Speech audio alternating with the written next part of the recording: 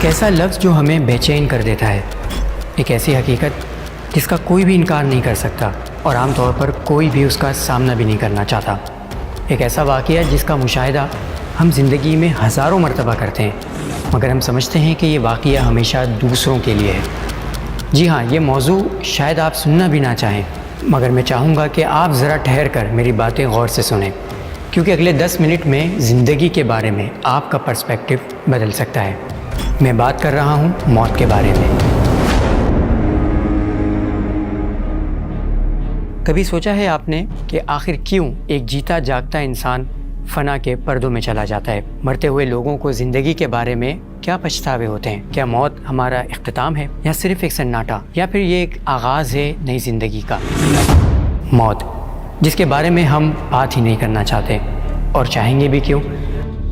آپ اپنی ایک اچھی لائف گزار رہے ہیں، آپ کی بیسک نیڈز پوری ہو رہی ہیں، آپ کی زندگی بالکل چل ہو کر چل رہی ہے، کوئی جلد بازی نہیں ہے، کیونکہ آپ کو لگتا ہے کہ ابھی تو پوری لائف پڑی ہے، ابھی تو ہم 20، 25 یا 30 برس کے ہیں اور مزید ہمارے پاس 30، 40 برس آرام سے پڑے ہوئے ہیں، تو کوئی جلدی نہیں، سب کچھ ہو جائے گا۔ مگر سوال یہ ہے کہ کیا آپ کو یقین ہے کہ آپ کو موت اتنے سال بعد ہی آئے گی؟ کیا آپ کو 100% یقین ہے کہ آپ کی عمر 60، 70 یا 80 برس ہی ہوگی؟ قرآن مجید میں اللہ تعالیٰ فرماتے ہیں کل نفس ذائقۃ الموت، ہر نفس کو موت کا مزہ چکھنا ہے۔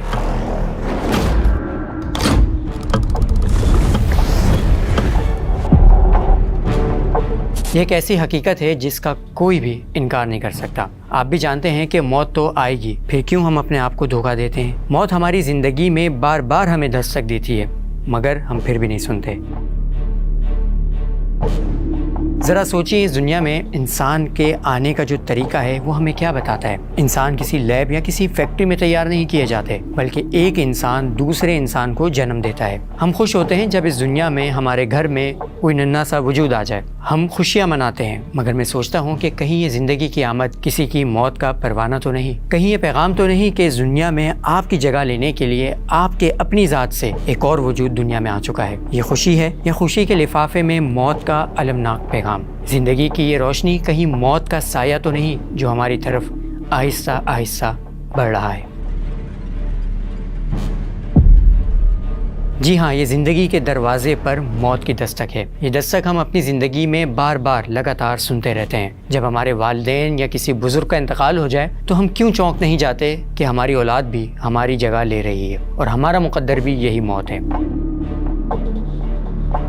آپ نے محسوس کیا ہوگا کہ جب کبھی ہم کسی نوجوان کی اچانک یا حادثاتی موت کی خبر سنتے ہیں تو ہمیں لگتا ہے کہ اس طرح کے حادثات تو ہمیشہ دوسروں کے ساتھ رونما ہوتے ہیں، یہ حادثہ کبھی ہمارے ساتھ نہیں ہو سکتا، بلکہ ہم تو بڑھاپے میں اور اپنی فطری موت کے وقت رک سکتے ہوں گے۔ مگر حقیقت تو یہ ہے کہ اچانک مرنے والے یہ لوگ بھی اپنے بارے میں یہی سوچا کرتے تھے۔ سائیکالوجی کی ٹیرر مینجمنٹ تھیوری یہ بتاتی ہے کہ موت کا خوف ایک ایسا تصور ہے جسے انسان ہمیشہ اوائڈ کرنے کی کوشش کرتا ہے۔ یہی وجہ ہے کہ اس طرح کے خیالات جن کا تعلق موت سے ہو کبھی خود سے نسبت نہیں دیتا۔ قرآن میں ایک بہت ہی چشم کش آیت ہے، اللہ تعالیٰ فرماتے ہیں جس کا مفہوم ہے اور موت کی سختی حق کے ساتھ آ گئی، وہی موت کے جس سے تم بھاگتے تھے۔ انسان موت سے بھاگنا چاہتا ہے مگر وہ نہیں بچ سکتا۔ ہر انسان چاہے وہ بچہ ہو، جوان ہو یا بوڑھا ہو، جب کسی کا وقت آ جاتا ہے تو مضبوط ترین پناہ گاہ بھی کسی کو موت سے نہیں بچا سکتی۔ ہر ایک کی موت کا وقت مقرر ہے۔ اب آپ ذرا سوچیں کہ اگر موت آپ کی زندگی کی دہلیز پر آ جائے، اگر آپ کو یہ معلوم ہو کہ اگلے لمحے آپ کی روح اس جسم سے نکال دی جائے گی، آپ مرنے والے ہیں، کیا خیالات ہوں گے آپ کے؟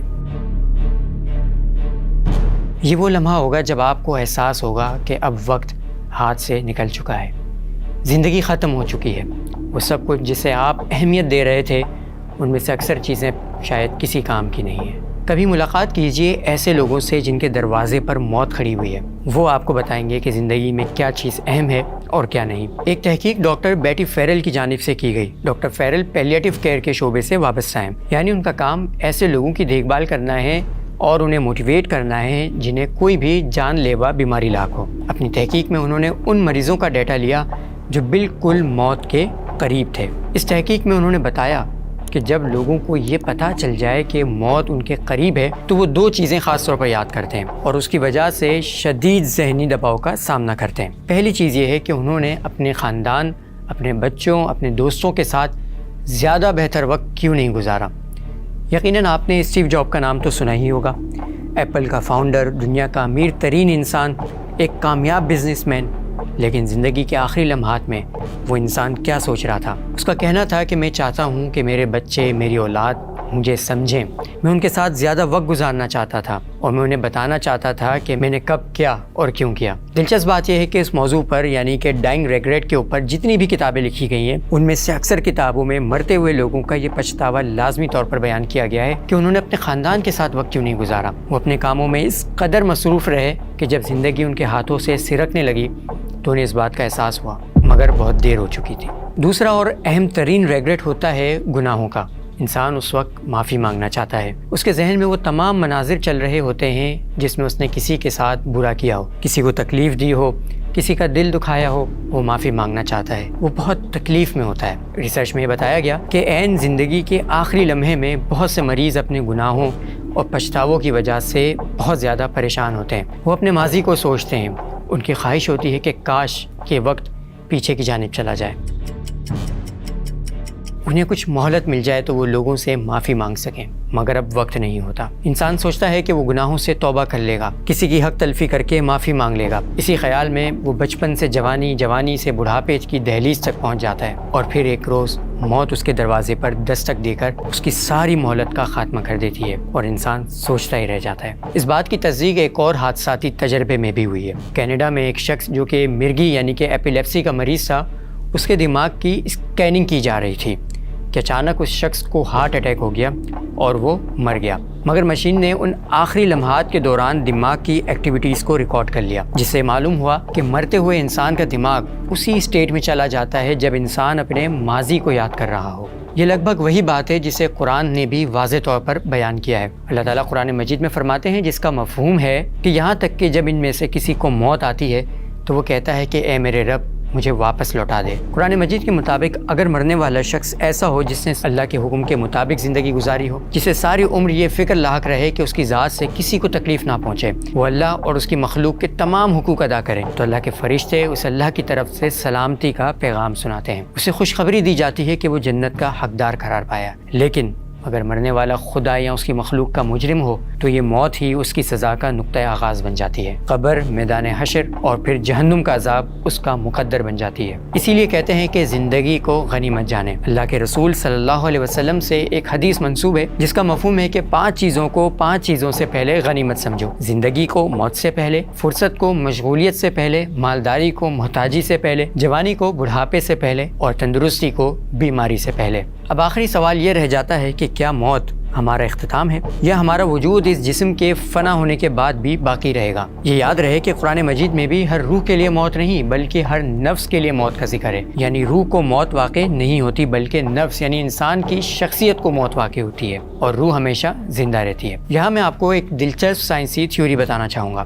سر راجر پینروز ایک مشہور برطانوی ماہر طبیعیات یعنی کہ فزسٹ ہیں۔ انہیں آئنسٹائن کے نظریات اور کوانٹم فزکس پر کام کے لیے جانا جاتا ہے۔ ان کے ساتھ ڈاکٹر اسٹاٹ ہیمروف جن کا تعلق امریکہ سے ہے اور یہ ایک اینستھیسیولوجسٹ ہیں۔ ان دونوں نے فزکس اور کانشیس اسٹڈیز میں طویل عرصے تحقیقات کے بعد ایک تھیوری پیش کی جسے کوانٹم کانشیسنس تھیوری کہا جاتا ہے۔ اس تھیوری کے مطابق ہمارے دماغ کے نیورونز کے اندر مائکرو ٹیوبولس نام کے چھوٹے چھوٹے ٹیوب نما اسٹرکچر ہوتے ہیں۔ یہاں پر کوانٹم انرجی کے ذریعے ہمارے اندر شعور پیدا ہوتا ہے، مگر یہ تھیوری یہاں ختم نہیں ہوتی۔ مزید اس تھیوری میں یہ کہا گیا ہے کہ جب انسان مرتا ہے تو اس کا شعور ختم نہیں ہوتا بلکہ انرجی کائنات میں بکھر جاتی ہے، اور اگر انسان دوبارہ زندہ ہو جائے تو یہ توانائی دوبارہ سے واپس آ سکتی ہے۔ اس کا مطلب سیدھا سادہ یہ ہے کہ شعور ہمارے دماغ اور جسم سے آزاد ہے اور مرنے کے بعد بھی یہ ایک نئی اسٹیٹ میں چلا جاتا ہے۔ قرآن مجید کے مطابق انسان کا جسم، روح اور مکمل شعور کو دوبارہ سے یکجا کیا جائے گا اور یقیناً یہ ایک نئی زندگی کا آغاز ہوگا۔ قرآن کی آیت کا مفہوم ہے کہ جب سور پھونکا جائے گا تو جو کوئی آسمانوں میں ہے اور جو کوئی زمین میں ہے سب کے سب بے ہوش ہو جائیں گے، اور پھر دوبارہ سور پھونکا جائے گا تو سب اچانک دیکھتے ہوئے کھڑے ہو جائیں گے۔